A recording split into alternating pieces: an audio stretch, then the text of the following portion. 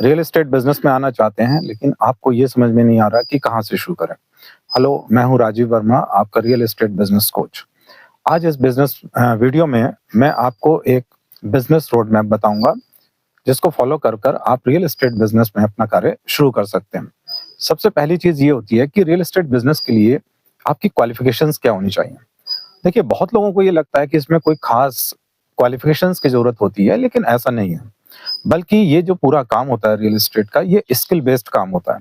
ये चीज आप पहले समझिएगा कि ये स्किल बेस्ड काम होता है और इसमें आपके पास में कुछ बेहतर स्किल्स का होना जरूरी है। सबसे पहली चीज है आपके पास कम्युनिकेशन, ताकि आप अपने क्लाइंट को बेहतर डील कर सकें। तो पहली चीज आप नोट कर सकते हैं वो है आपका कम्युनिकेशन। दूसरी चीज है पेशेंस। इस काम में कोई जरूरी नहीं है कि आपको बहुत बड़े ग्रोथ जो है वो एकदम मिल जाए, बल्कि ये टाइम ले सकता है। तो पेशेंस आपके पास जरूर होना चाहिए। और तीसरी मेन चीज है आपके पास एक नेटवर्किंग। आपके पास लोकल जो रियल एस्टेट बिजनेस को काम करने वाले लोग हैं, ब्रोकर्स हैं या बिल्डर्स होते हैं या आपका क्लाइंट हैं, इनका एक अच्छा नेटवर्क होना चाहिए। तो ये 3 स्किल्स पर आप विशेष रूप से ध्यान दीजिएगा, कम्युनिकेशन, नेटवर्किंग और इसके अलावा आपके पास होना चाहिए खास तौर पर पेशेंस। और एक चीज होती है कि बहुत क्लाइंट्स को ये लगता है कि इसमें इनकम क्या होती है, मतलब क्या बहुत ज्यादा इनकम मिलती है। तो ऐसा नहीं है। देखिए, इनकम एकदम शुरू में अगर आप काम करेंगे तो वो अनस्टेबल होती है, जिसे हम कूलिंग पीरियड भी कह सकते हैं। हाँ, पर जब आप इसमें 4-6 महीना बेहतर ढंग से स्टेबल होकर काम करते हैं तो इनकम की जो ग्रोथ है वो आपको देखते हुए मिलेगी।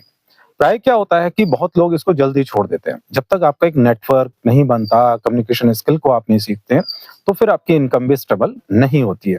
तो इनकम एकदम नहीं मिलेगी, पेशेंस बनाए रखिएगा, इनकम उसके बाद आपके पास जनरेट होती है।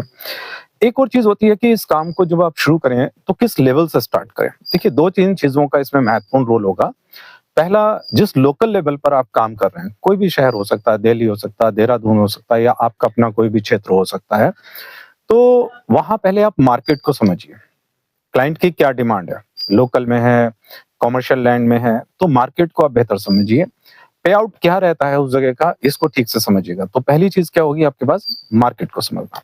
इसके अलावा जो लोकल आपके बिल्डर्स होते हैं, लोकल आपके ब्रोकर्स होते हैं, आप उनसे थोड़ा सा अपने काम के बारे में जानकारी निकालिए, उनके साथ काम कीजिए ताकि मार्केट की आपको जानकारी बेहतर हो जाए।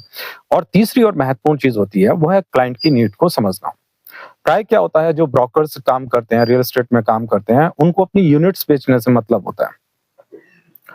और ठीक है, कोई ऐसा भी होता है कि एक क्लाइंट आपको मिल भी गया, लेकिन अगर वो आगे रेफर नहीं करेगा तो आपका बिजनेस आगे ग्रोथ नहीं होगा। तो क्लाइंट की नीड को समझो, क्योंकि क्लाइंट ही आगे की चेन को भी बनाएगा। तो आपके बिजनेस की जो चेन है वो किससे बनेगी, क्लाइंट से बनेगी। उसकी नीड को समझिए, उसके बजट को समझिए, उसके अकॉर्डिंग फिर आप उसको अपना कोई भी जो प्रोजेक्ट होता है, फ्लैट है, रेजिडेंशियल प्लॉट्स हैं, वो उसको प्रोवाइड कर सकते हैं। इसके अलावा जो जिस रियल एस्टेट पर आप काम कर रहे हैं, मतलब जैसे आप फ्लैट पे काम करते हैं या मतलब जैसे प्लॉट्स होते हैं उस पे काम करते हैं, तो उसकी गहरी नॉलेज आपके पास होनी चाहिए। उसका खसरा खतौनी क्या है, नाप जोख क्या होती है, रजिस्ट्री का प्रोसेस क्या होता है, म्यूटेशन का प्रोसेस क्या होता है। अगर ये पूरी जानकारी आप क्लाइंट को देंगे समय समय पर, क्लाइंट संतुष्ट रहेगा, वो आगे भी रेफर करेगा। और एक महत्वपूर्ण चीज, कई बार लोगों को ये लगता है कि ये जो काम है इसमें हम बहुत जल्दी मालदार हो जाएंगे या बहुत जल्दी बहुत कुछ कर लेंगे। तो देखिए, ये एक बहुत बड़ी बिग मिस्टेक होती है। लोग आते बहुत उत्साह के साथ हैं, लेकिन वो इसको तरह से फिर छोड़ भी देते हैं। तो मार्केट को समझते हुए, कूलिंग पीरियड वाली बात जो मैंने बताई कि एकदम से इनकम नहीं होती है, वो टाइम लेती है। मार्केट पर आप उसको समझते हैं।